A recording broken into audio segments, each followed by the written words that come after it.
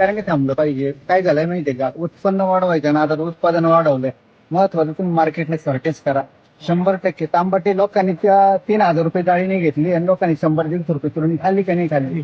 खाल्ली ना. आज 10 रुपये किलो नको म्हणते, त्याला कारणीभूत कोण आहे? तुम्ही आम्ही. आपण प्लास्टिकच्या क्रांती, हरित क्रांती केली, रसायनाच्या मागे वळालो. खऱ्या अर्थाने आपण थांबलं पाहिजे. 10 बिघे करायचे, 2 बिघे करा, 2 बिघ्यात पैसे 10 बिघ्याचे घे. आपण काय केलं असं कसं झालं माहिती दीपा मंचिंगकर डोंगर नाही नाही, डोंगर सपाट करून आपण वाढवलंय. उत्पन्न वाढवायचं ना, उत्पादन वाढवतो नाही. उत्पन्न कमी करून घेतलंय आपणच आपलं.